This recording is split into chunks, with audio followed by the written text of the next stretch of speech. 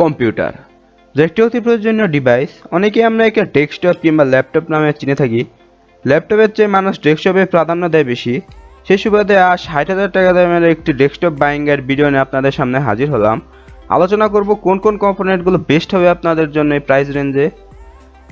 Video শুরু করার আগে বলে নেই, যারা এখন আমাদের চ্যানেলটিকে সাবস্ক্রাইব করেন তারা এখনই করুন, কারণ ভবিষ্যতে এ ধরনের আরও অনেক ভিডিও নিয়ে আমি আপনাদের সামনে হাজির হব। সো চলুন শুরু করা যাক।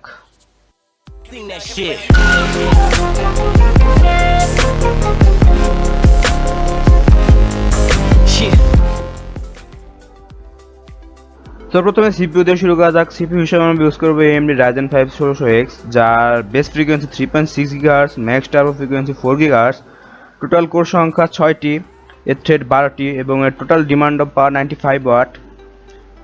সিপিইউটিতে ম্যাক্স মেমোরি সাপোর্ট করবে 2667 MHz এবং এটি DDR4 টেকনোলজি সাপোর্ট করে এবং এর প্রাইস পাবে 17,400 টাকা।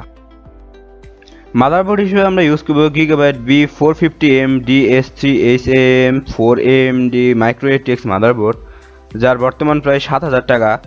মাদারবোর্ডটিতে ম্যাক্স 64 GB পর্যন্ত র্যাম সাপোর্ট করবে এবং এটিতে রয়েছে 4টি মেমোরি স্লট এবং মাদারবোর্ডটিতে আপনার সকল প্রকার আনুষঙ্গিক স্লট সমূহ যেমন HDMI, USB 3.0, অডিও, ভিডিও ইত্যাদি ইত্যাদি পোর্ট পেয়ে যাবেন। র্যাম হিসেবে আমরা ইউজ করবো GeForce spare 8GB 2400 MHz DDR4 এর দুটি স্টিক, যার একটির দাম পড়বে 3800 টাকা করে, মোট দুটির দাম পড়বে 6,700 টাকা। আপনারা চাইলে একটি সিঙ্গেল স্টিক লাগাতে পারবেন। স্টোরেজ ড্রাইভ হিসেবে আমরা ইউজ করবো western digital green 120GB SSD, যা আপনার সিস্টেমটিকে স্পিড আপ করতে সহায়তা করবে এবং এর দাম পড়বে 2150 টাকা থেকে 2200 টাকার ভিতরে। সেকেন্ডারি স্টোরেজ ড্রাইভ হিসেবে আমরা ইউজ করবো সিগেট ব্যারাকুডা 1TB একটি হার্ড ডিস্ক ড্রাইভ, যার বর্তমান বাজার মূল্য 3600 টাকা।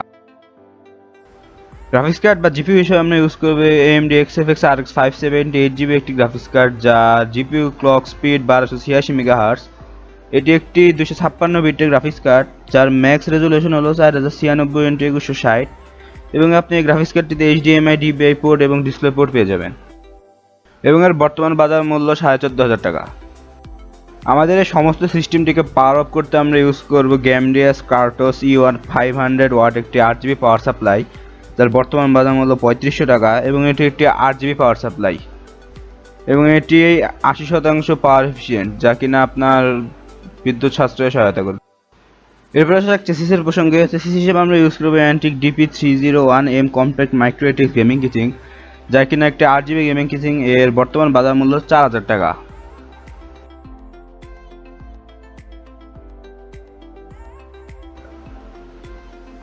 সো গাইস, আমরা দেখতে পাচ্ছি আমাদের বিলটির টোটাল কস্ট আছে 59,750 টাকা। সো গাইস, আশা করি ভিডিওটি আপনাদের ভালো লেগেছে। ভালো লাগলে লাইক দিন, কমেন্ট করুন এবং শেয়ার করুন এবং ভবিষ্যতে এই ধরনের আরও অনেক ভিডিও পেতে চাইলে আমাদের চ্যানেলটিকে অবশ্যই সাবস্ক্রাইব করবেন। ধন্যবাদ, সবাই ভালো থাকবেন।